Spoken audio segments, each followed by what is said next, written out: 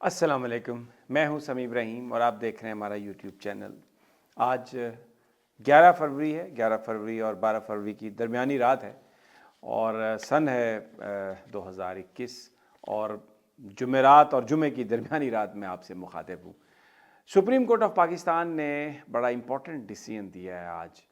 میرا جو پچھلا وی لاگ تھا اس میں ہم نے بتایا تھا آپ کو کہ کس طرح جسٹس قاضی فائز عیسیٰ اور اٹارنی جنرل آف پاکستان کے درمیان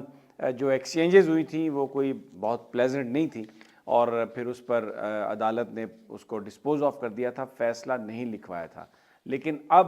اس فیصلے کو لکھوا کے ریلیز کر دیا گیا ہے اور میں آپ کو وہ فیصلہ پڑھ کے سناتا ہوں۔ ایک لینڈ مارک ڈیسیژن ہے، ایک بہت بڑا ڈیسیژن ہے، اس لیے کہ اس ڈیسیژن کے نتیجے میں اب جسٹس قاضی فائز عیسیٰ صاحب کوئی بھی ایسا میٹر جس کا تعلق وزیر اعظم پاکستان عمران خان سے ہے اس کی سماعت نہیں کر سکیں گے، اور یہ ایک عدالتی حکم کی صورت میں سامنے آیا۔ اس سے پہلے جب ریفرنس فائل کیا گیا تھا جسٹس قاضی فائز عیسیٰ کے خلاف، صدارتی ریفرنس، تو بہت عرصہ ان کو عدالتی کارروائیوں میں شریک نہیں کیا گیا تھا، وہ کسی بھی بینچ کا حصہ نہیں بنے تھے۔ لیکن بعد میں پھر جس وقت سپریم کورٹ آف پاکستان کے ایک لارجر بینچ نے ان کی اپیل کی سماعت کی تھی تو اس بیچ میں قاضی فائز عیسیٰ صاحب عدالتی جو فرائض تھے وہ سر انجام دیتے رہے۔ لیکن اب وہ عدالت کے جو فرائض ہیں بطور جج تو وہ کیسز سنتے رہیں گے، لیکن وزیر اعظم پاکستان عمران خان کے حوالے سے کوئی بھی میٹر اس کو وہ نہیں سن سکیں گے، اور یہ فیصلہ جو ہے یہ ایک عدالتی حکم ہے، سپریم کورٹ آف پاکستان کے ایک لارجر بینچ کا حکم ہے، اور اس فیصلے کو تحریر کیا ہے جناب justice Gulzar Ahmed, chief justice of Pakistan نے۔ یہ جو تحریری فیصلہ آیا ہے اس کے بہت اہم نکات ہیں، میں یہ آپ کو کچھ اس کے حصے پڑھ کے سناتا ہوں، اور پھر اس کے علاوہ میں اور بھی ذکر کروں گا ایک خط کا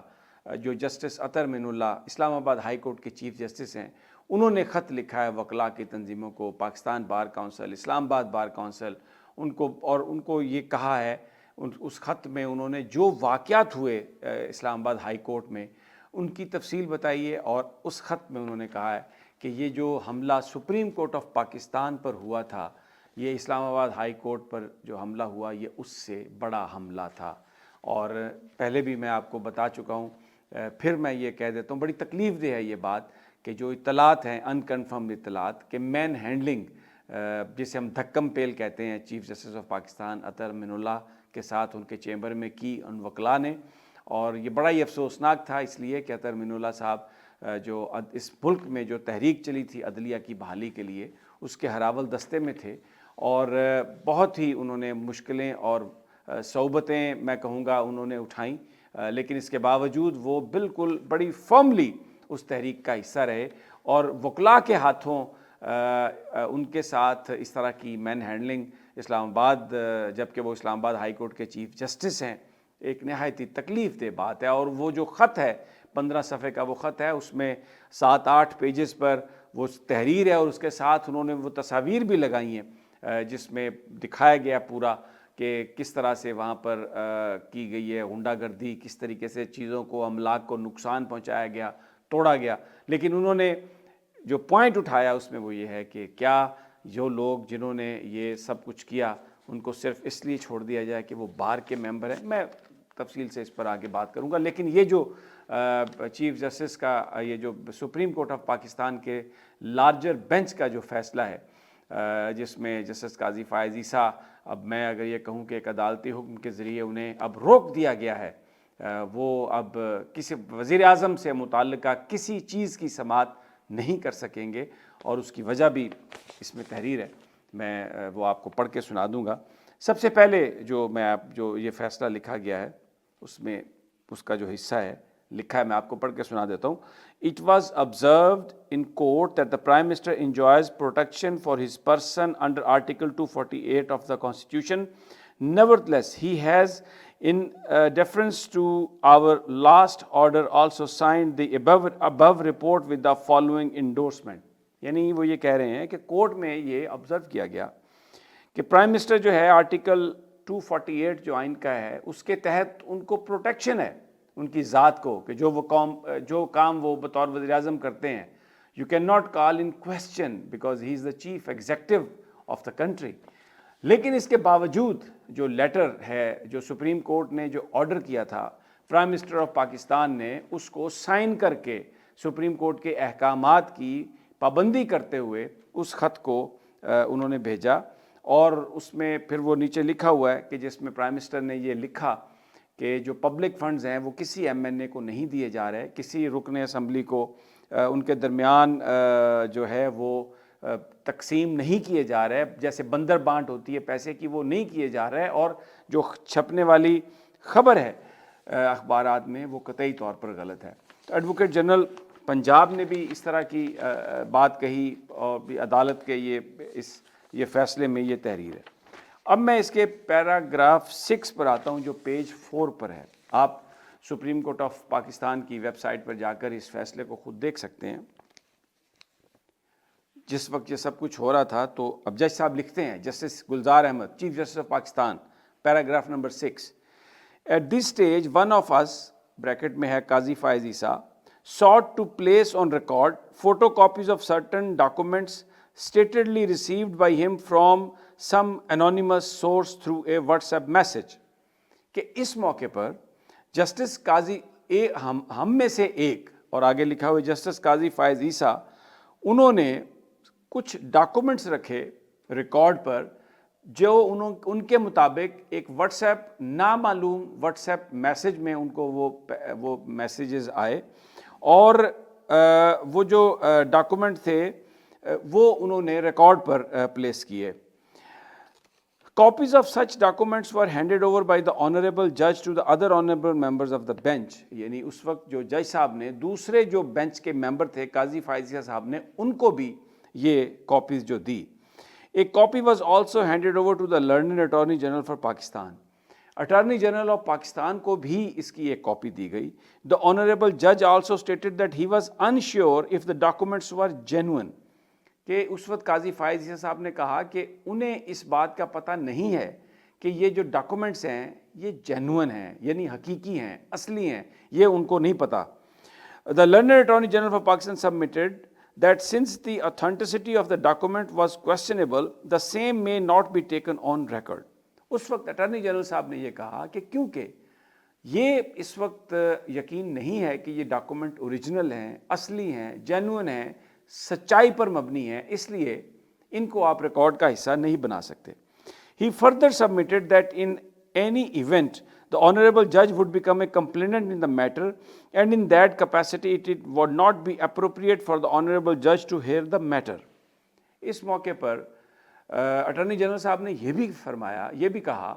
کہ کیونکہ قاضی فائز عیسیٰ صاحب جو ہیں وہ اس سارے معاملے میں خود کمپلیننٹ ہیں, خود درخواست گزار ہیں, خود شکایت کنندہ ہیں, اس لیے ان کے لیے یہ مناسب نہیں کہ وہ اس قسم کے معاملات کو سنیں, کیونکہ وہ تو خود اس معاملے میں کمپلیننٹ ہیں. The Honorable Chief Justice of Pakistan therefore observed that in these circumstances it would not be proper for the honorable judge to hear the matter, considering that he had already filed a petition against the Prime Minister of Pakistan in his personal capacity. اس موقع پر chief justice of Pakistan chief justice Gulzar Ahmed نے اس بات کو observe کیا کہ کیونکہ وہ وزیر اعظم کے خلاف ایک بن چکے ہیں, ایک پٹیشن انہوں نے پرائم منسٹر کے خلاف ڈالی ہوئی ہے, تو اس لیے یہ بالکل مناسب نہیں لگتا کہ وہ اس قسم کے معاملات کو سنیں. Therefore, اس لیے to uphold the principle of the unbiasedness and impartiality, اس لیے اس چیز کو انشور کرنے کے لیے کہ کسی ہر چیز جو ہے وہ ہر طرح کے تعصب سے بالاتر ہے, it would be in the interest of the justice, یہ انصاف کے تقاضوں کے عین مطابق ہوگا, that the honorable judge should not hear matters involving the Prime Minister of Pakistan. کہ جج صاحب جو ہیں وہ آئندہ جج صاحب وزیر اعظم پاکستان کے حوالے سے جو بھی میٹرز ہیں ان کے معاملات, ان کیسز کو وہ نہ سنیں. اب یہ سپریم کورٹ کا آرڈر ہے. جو چیف جسٹس گلزار نے لکھا، یہ 5 ممبر لارجر بینچ ہے۔ اب اس میں میں نے آپ سے پہلے بھی اپنی ویڈیوز میں کہا تھا کہ قاضی فائز عیسیٰ صاحب ایک محترم آدمی ہیں، محترم جج ہیں سپریم کورٹ آف پاکستان میں، لیکن ایجیٹیٹڈ نظر آ رہے تھے۔ جس طرح سے انہوں نے پہلے دن بھی اٹارنی جنرل صاحب کو بالکل بولنے نہیں دیا اور کہا کہ مجھے سنیں، مجھے بات کو ختم کرنے دیں، اور پھر انہوں نے جس انداز میں گفتگو کی وزیر اعظم کے حوالے سے کہ سیکریٹری کے پیچھے کیوں چھپ رہے ہیں، اس طرح کی بات میں اپنی پچھلی ویڈیو میں بھی بتا چکا ہوں۔ یہ معاملہ اور پھر ابھی جو آج جس وقت معاملہ تھا وہ تو بہت ہی ایک ان پلیزنٹ سی سچویشن بن گئی تھی، لیکن اب یہ آرڈر آیا، اس کے بعد قاضی فائز عیسیٰ صاحب چیف جسٹس آف پاکستان کے آرڈر کے مطابق، اس عدالتی حکم کے مطابق وزیر اعظم پاکستان کے جو حوالے سے جو بھی میٹرز ہیں اس کی وہ سماعت نہیں کر سکیں گے۔ اب میں اس خط کی طرف آتا ہوں جو جسٹس اطہر مین اللہ نے لکھا۔ میں نے آپ کو بتایا اطہر مین اللہ صاحب نے وکلاء کو یہ یاد دلایا اور ان سے یہ کہا کہ جو حملہ ہوا اسلام آباد ہائی کورٹ بار پر، اسلام آباد ہائی کورٹ کی بلڈنگ پر، جس میں چیف جسٹس صاحب کو بھی اس خط میں یہ لکھا گیا کہ ان کو بھی کمرے میں وہ بھی تھے، اور پھر اس کے آدھے گھنٹے کے بعد جو ہیں وہ دوسرے جج صاحبان آئے اور تقریباً 150 جو وکلاء ہیں انہوں نے دھاوا بولا، توڑ پھوڑ کی، اور جو ایف آئی آر ہے اس کے مطابق یہ ہے کہ انہوں نے جج صاحب کو محصور کر لیا، وہاں پر یرغمال طرف بنا لیا، اور آدھے گھنٹے کے بعد وہ وہاں سے ان کو رہائی نصیب ہوئی۔ اور انہوں نے اب استدعا، اس وقت جرنلسٹوں کو بھی مارا پیٹا گیا، اور بھی بہت سارے ججز ان کو ریسکیو کرنے پہنچے، اور جو میں وہ بیان نہیں کرنا چاہتا جو وٹنس اکاؤنٹ ہے کہ جو اس وقت کمرے میں ہوا، میں اس کے حوالے سے کوئی بات نہیں کرنا چاہتا، کیونکہ اطہر مین اللہ صاحب ایک بڑے ہی ریزنیبل، بڑے ڈیسنٹ اور بہت نفیس آدمی ہیں، اور انہوں نے ہمیشہ اپنے آپ کو عام جو عوامی جو مفاد ہے ان مقدموں میں اتنے زبردست انداز میں فیصلے کیے ہیں کہ ہر آدمی ان کی دل سے عزت کرتا ہے۔ ان کے ساتھ مین ہینڈلنگ، اگر ان کی ٹائی کو کھینچا گیا ہے، اگر ان کو دھکے دیے گئے ہیں، بہت ہی یہ نامناسب بات تھی۔ اور اطہر مین اللہ صاحب یہ کہہ رہے ہیں کہ یہ جو سپریم کورٹ پر حملہ تھا اس سے بڑا حملہ ہوا اسلام آباد ہائی کورٹ پر، اور کسی بھی شخص کو اس لیے صرف چھوڑ دینا کہ وہ باہر کا ممبر ہے، یہ انتہائی نامناسب ہوگا۔ ہی از کالنگ دا وکلا باڈیز، جو لائرز کی باڈیز ہیں، کہ دے شوڈ رائز اینڈ بالکل وہ قانون کے مطابق فیصلہ کریں، حق سچ کے مطابق فیصلہ کریں، یہ مت دیکھیں کہ یہ ان کے جو